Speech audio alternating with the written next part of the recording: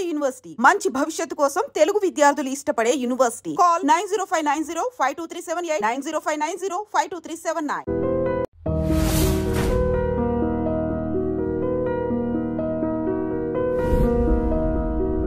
Youth గురించి మాట్లాడాము. Now about women like me.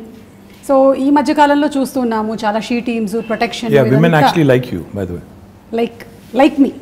Like that. My mother, my wife, everybody is a huge fan. Thank you so much. In fact, they keep commenting. ఈ అమ్మాయి మలయాళం అమ్మాయి అయినా తెలుగు ఎంత బాగా మాట్లాడుతుంది అని they keep saying. And even I told you, no, I've been watching lot of Malayalam movies. In fact, నేను ఈ మధ్యన I picked up some words also. Penkutti. I've picked up some words. Okay. సంసారికే. ఇంకా ఇంకేమన్నా మనసిలాయో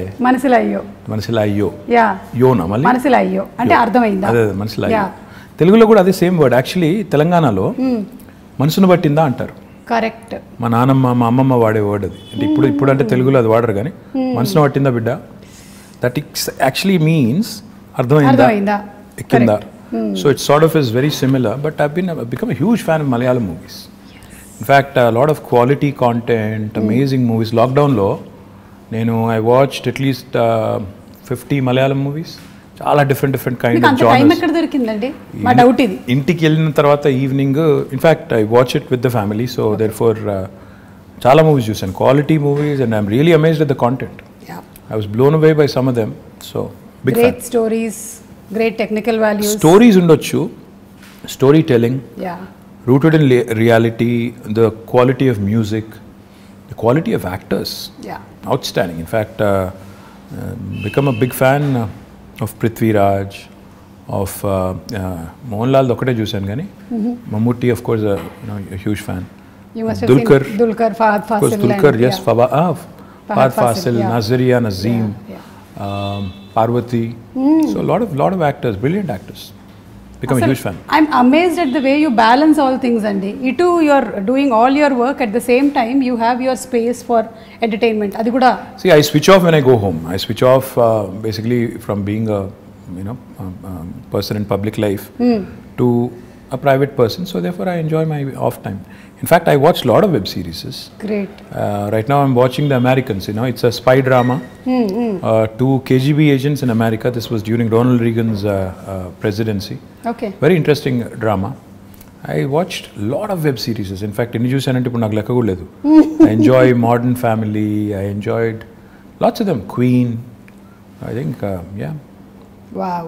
That's nice. అది నేను అడుగుదాం అనుకున్నాను, what do you do for entertainment అని. ఆన్సర్ ఆల్రెడీ వచ్చేసింది. మీరు విశ్వనగరం చేస్తాను అని you say, and we have seen some things.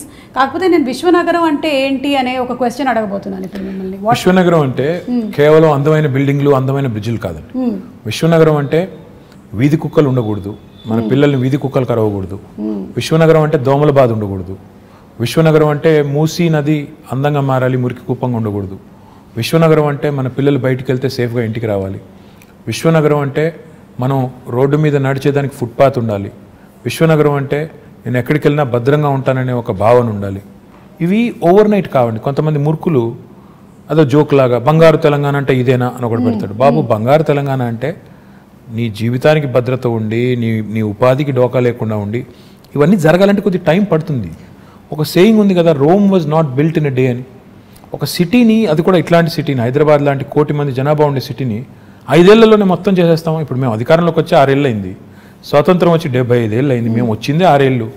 వాళ్ళేదో మాకేదో అందమైన చందమామని అప్పచెప్పిపోతే మేము దానికి ఏదో మసిపూసి పాడు చేసినట్టు ఏదో నానా మాటలు అంటుంటారు. నేను అనేది ఏంటంటే టైం పడుతుంది, దేనికైనా టైం పడుతుంది. ఈ దేశంలో ఇంకెక్కువ టైం పడుతుంది.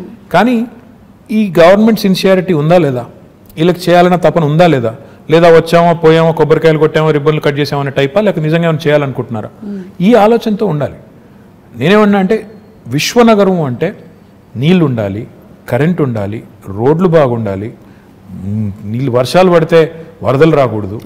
ఇవన్నీ జరిగి వీటితో పాటు మన పిల్లలు బయటకు వస్తే సేఫ్గా వస్తారు, వీధి కుక్కలు ఉండకూడదు, దోమలు ఇవన్నీ ఉంటే then it becomes a truly global city. Time పడుతుంది. We have started our journey. ఇప్పుడు construction and demolition treatment plants పెట్టాం. అంటే మనం నిర్మాణ రంగ వ్యర్థాలు అంటాం. మన ఇంటి ముందు కుప్పలుగా కంకర అది పడి ఉంటుంది. బిల్డింగ్ కూలిపోతే కూడా అక్కడే వదిలేసిపోతారు. దాన్ని ఇప్పుడు ఏం చేస్తాం, we are churning it.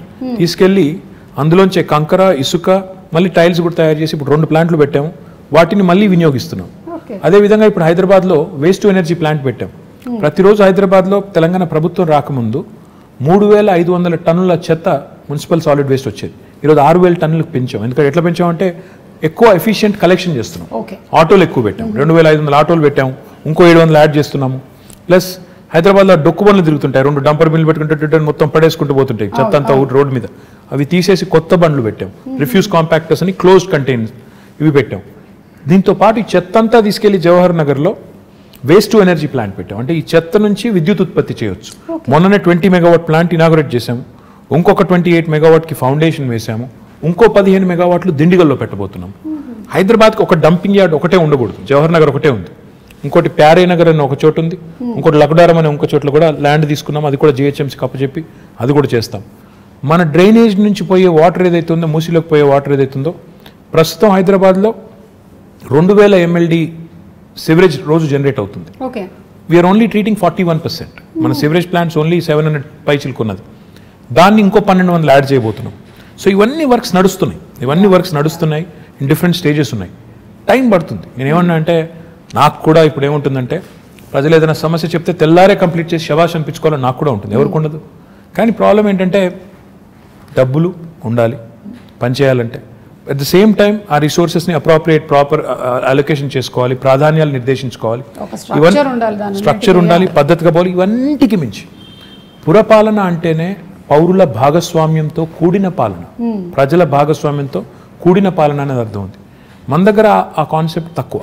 Ward committees పెట్టాము. మా కొత్త యాక్ట్లో, మున్సిపల్ యాక్ట్లో ప్రజల పార్టిసిపేషన్ ఉండాలని చెప్పి ప్రతి వార్డులో, ప్రతి డివిజన్లో 4 రకాల కమిటీస్, యూత్ కమిటీ, మహిళా committee, senior citizens committee, eminent citizens committee పెట్టి వారి ఇన్వాల్వ్మెంట్తో ఏరియా సభ చేసి ఆ సభలో వచ్చే సజెషన్స్ అన్ని తీసుకొచ్చి కౌన్సిల్లో పెట్టి కౌన్సిల్ని కూడా ఆ దిశగా మోటివేట్ చేయాలనే ప్రయత్నం. అంటే హైదరాబాద్లో ఒకవేళ మీరు ఊహించండి, 150 డివిజన్లు ఉన్నాయి.